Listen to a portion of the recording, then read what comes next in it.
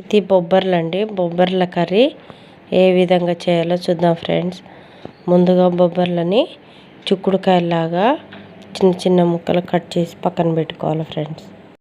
ఈ విధంగా చిన్న చిన్న ముక్కలు కట్ చేసి పెట్టుకోవాలి బొబ్బర్లని. 2 చిన్న సైజు టమాటా, 2 ఉల్లిపాయలు చిన్న చిన్న ముక్కలు కట్ చేసి పెట్టుకోవాలి. కొద్దిగా ఆయిల్ పోసుకోవాలండి.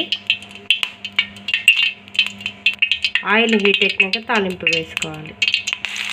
ఉల్లిపాయ ముక్కలు గోల్డ్ కలర్ వచ్చిన తర్వాత బొబ్బర్లని వేసుకోవాలి. బొబ్బర్లని ఈ విధంగా వాటర్లో వేసి కడుక్కోవాలి బాగా.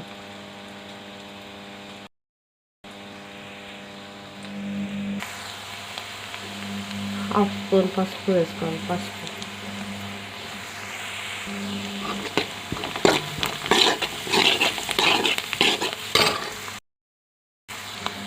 ఇప్పుడు బొబ్బర్లన్నీ కడిగి పెట్టుకున్న బొబ్బర్లను వేసుకోవాలి.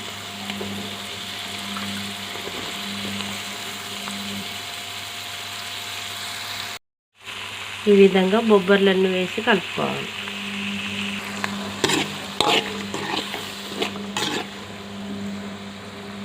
ఇప్పుడు మూత పెట్టి సిమ్లో పెట్టి ఉడికించుకోవాలి. ఇప్పుడు మూత పెడదాం. ఉడికిన తర్వాత ఇప్పుడు కొద్దిగా సాల్ట్ వేసుకున్నాము. ఇప్పుడు టమాటా వేసుకున్నాము.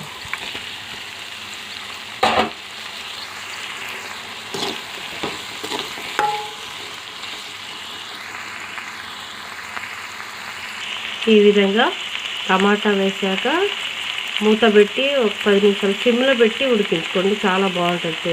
వేసుకోవాలి. ఇక ఉడికిపోయిందండి. ఇప్పుడు కారం వేసుకుందాం. ఇదిగోండి కొద్దిగా కారం వేసి కలుపుకొని ఒక 2-3 సెకండ్ల వరకే ఉంచుకోవాలండి. కారం వేసాక ఈ విధంగా కలుపుకోవాలి. కలుపుకొని మూత పెట్టుకొని ఒక 2-3 నిమిషాల వరకే ఉంచుకోవాలి. ఎక్కువసేపు ఉంచొద్దు, మూత పెట్టాలి. ఈ విధంగా మూత పెట్టి ఉడికించుకోవాలి. అయిపోయిందండి బొబ్బర్ల కర్రీ. ఈ విధంగా ఉడికించుకోండి. చాలా టేస్ట్ ఉంటుందండి.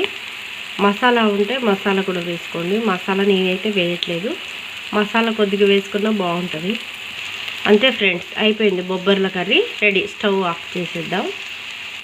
ఈ విధంగా మీరు ట్రై చేయండి ఫ్రెండ్స్. బొబ్బర్ల కర్రీ రెడీ. ఓకే ఫ్రెండ్స్, ఈ వీడియో కనుక మీకు నచ్చినట్టయితే లైక్ చేయండి, షేర్ చేయండి, సబ్స్క్రైబ్ చేయండి, కామెంట్ చేయండి. Okay, thank you friends. ఇది బొబ్బర్ల కర్రీ. చూసారా ఫ్రెండ్స్ ఎంత బాగుందో.